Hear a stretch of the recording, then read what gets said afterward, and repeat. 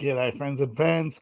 Welcome to Writing Corner. I'm your host, the author David Applegate, author of the book The Boyhood of Cade, book one of the Empire of Elves.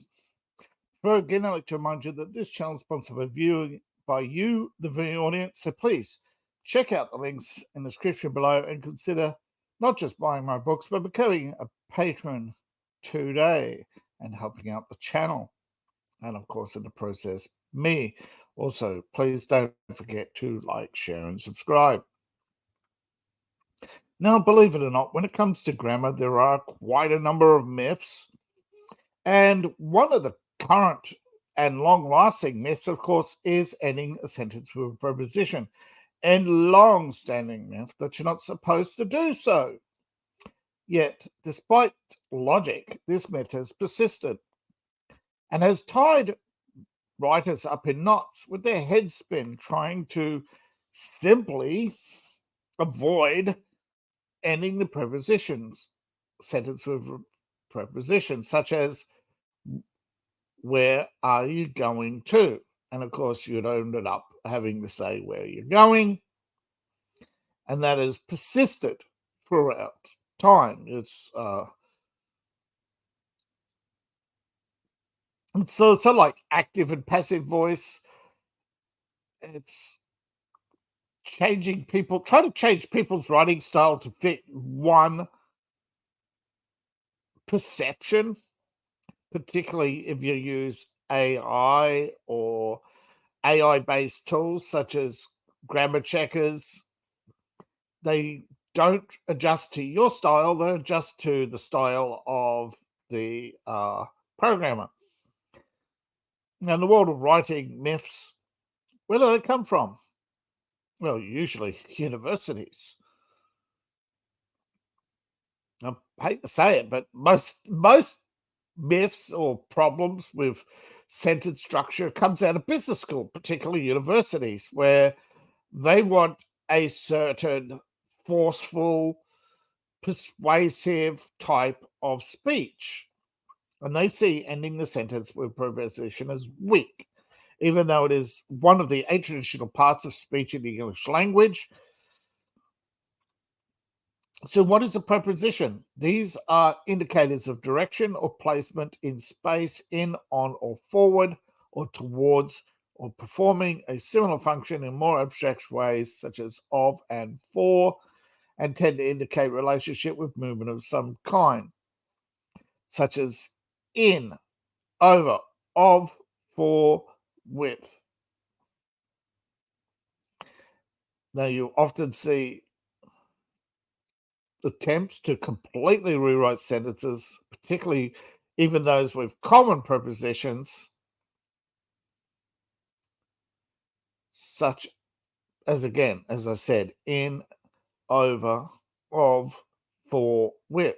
But there's about, above, below, behind, between, under, over, thereabouts, at,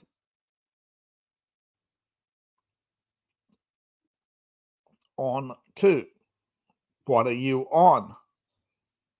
How are you going to rewrite that one? So when is it okay to actually end a sentence with a preposition?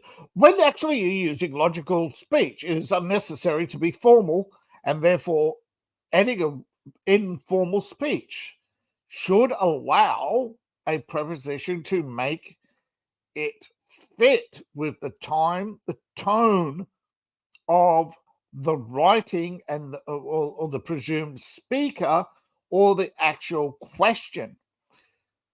Who are you going with? Question. Perfectly normal. But so many today say it's wordy, unnecessary, indirect speech. But the problem is most English speakers today don't understand indirect speech. They barely understand prepositions. They barely get their hands around adverbs. Most people only know nouns, verbs, and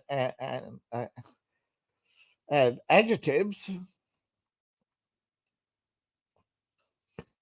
Now, as you can see, standard sentences adhere to the rules of grammar except for ending in prepositions. and to try and rewrite them would make no sense. Though, even though rewriting would make them technically correct, it makes it sound like you're a machine rather than a person. And that is why a lot of people pick AI straight out of the book and go, oh, how do you know this book's AI? Everything is monotone, and the grammar does. See, this is the thing. People may say, "Oh, Dave, the book sounds like it was written by crayon." It was written by a person, by actual people with different levels of dialogue for different people, because it wasn't written by AI and it wasn't edited by expensive professionals, and it didn't kiss your ass and call you a fucking Hufflepuff perfect and say how perfect you are for being a Hufflepuff. Sorry, I've got a thing against people who put themselves into the Harry Potter categories instead of actually trying to be human beings, particularly with grammar rules that people are not, um, people use only certain words. It's very hard and I've dealt with this with grammar checking, and I've dealt this with an editor. And I've had problems with an editor in the past, and I've had other people point out. And even today, I ran a spell check and edit on an article written that I had edited, and it came back with more errors than it left through to develop. But that's what happens with development. It gets rewritten, not spell checked or grammar checked. So just because it was written by an editor doesn't mean clearly the editor uses Grammarly or something else, which I could have done. I could have done that myself. But as spell checkers get better, of course, you're going to go back and check your password and go, geez, why did the grammar? Oh, that's right, because grammar check's been updated. But I think as time goes on, we'll be able to select out these little rules and be able to mark text as dialogue and check it maybe loosely, or just basically check basic structure. I don't know. I've tried to work with and contact these people to say, hey, look, you need to be a bit more flexible. You need to make a few changes here and there. Haven't heard back, but other than, hey, we're grateful for the suggestion. So we'll see. We'll see what happens. But I said, and I stick to it, write how you write, and try to write your characters' dialogue how they would speak, and try to ignore, to your best judgment, the nitpicking, like prepositions. Commas I can understand, incorrect use of words I can understand, unless it's deliberate.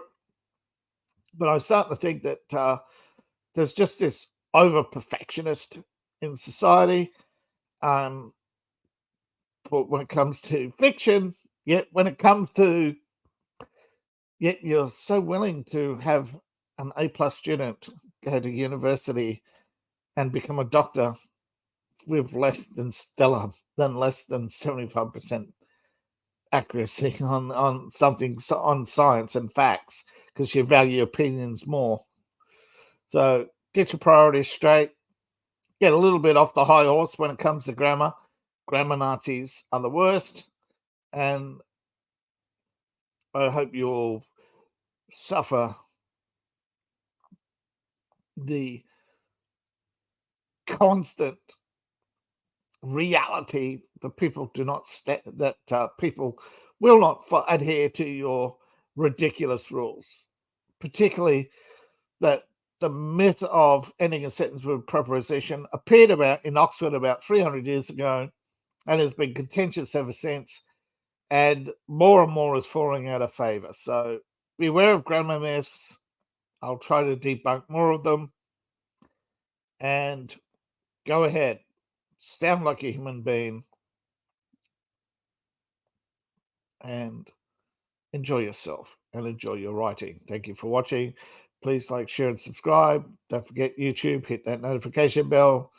And of course, support the channel. Buy a coffee mug today, 10% off. Links in the description below. Become a patron.